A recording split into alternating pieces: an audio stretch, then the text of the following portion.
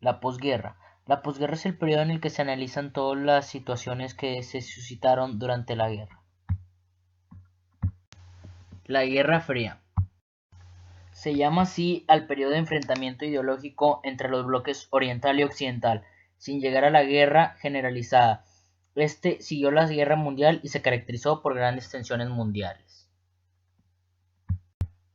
Este peligro estuvo latente entre los bloques mundiales encabezados por Estados Unidos, bloque occidental, y la Unión Soviética, bloque oriental. Los tres grandes, Estados Unidos, la Unión Soviética y la Gran Bretaña, dirigentes del bloque aliado triunfador, a los que se sumaron China y Francia, habían acordado en los últimos meses de la guerra implementar una línea de acción común para reorganizar el mundo y garantizar la paz. En los primeros años de la posguerra se reconstruyó la economía de Europa Oriental gracias a la implementación del Plan Marshall, mediante el cual los Estados Unidos facilitaron importantes recursos materiales. Japón se convirtió en una monarquía constitucional bajo la ocupación norteamericana, e Italia se transformó en república y firmó la paz. Al terminar la guerra se fundó la Organización de las Naciones Unidas, cuyo objetivo fundamental consiste en guardar la paz.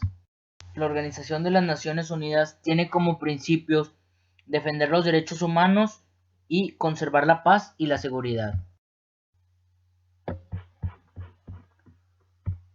La política mundial. En los acuerdos de Teherán, Moscú, Yalta y Potsdam conformaron una alianza los países antifascistas. Se produjeron varias guerras locales como fue la guerra de Estados Unidos contra Corea en 1950-1953 y Estados Unidos contra Vietnam, que fue una larga lucha por su independencia nacional. La crisis del Caribe. La crisis del Caribe en 1962 constituye la culminación de la Guerra Fría. Bajo la tensión internacional se acordó la prohibición de las pruebas nucleares, con excepción de las subterráneas, por la mayoría de los países. Francia y China no se sumaron a este tratado.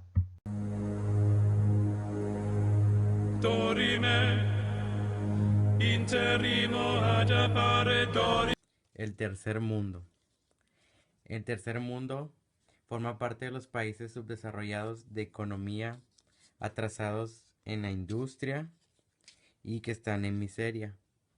En estos países se incluyen todos los países asiáticos, sin contar a Japón. También se incluyen los países africanos, sin contar a la República de Sudáfrica. También tenemos a todos los países de la América Latina y el Caribe. El concepto de tercer mundo apareció en la conferencia de Bandung en la isla de Java en 1955. Una característica de estos países es que predomina la libre empresa conocida como transnacionales. Algunos países realizaron una reforma agraria y gracias a esto se logró impulsar la industrialización, como es el caso de India y de México. Una tendencia de estos países es la llamada vía no capitalista de desarrollo, que consiste en la creación de una economía con empresas de estados, pero no se encuentra dirigida a la clase obrera. Casi todos los países tercermundistas recurren a Para modificar esta situación, los países han realizado esfuerzos para organizarse, como es el caso de México, quien escribió una Carta de Derechos y Deberes Económicos de las Naciones y la estructuración de organismos económicos regionales.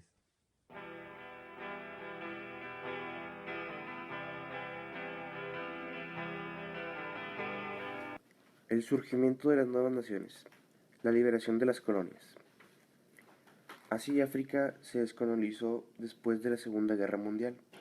Los grupos colonizadores tomaron conciencia de su situación colonial y se constituyeron en núcleos de oposición contra el imperialismo. Hubo factores que contribuyeron a despertar este sentimiento que cambió el mapa político de los viejos continentes. Fueron los internos y las externas.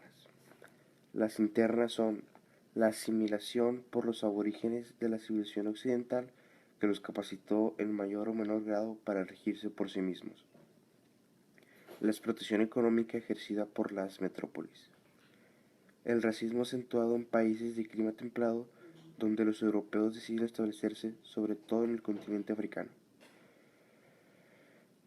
la reivindicación de la cultura afroasiática opacada por la influencia europea. Entre los movimientos ideológicos orientados a este fin se encuentran entre otros el islámico y la negritud. Los movimientos de unificación de los pueblos afroasiáticos tales como el panislamismo, el panarabismo y el panafricanismo.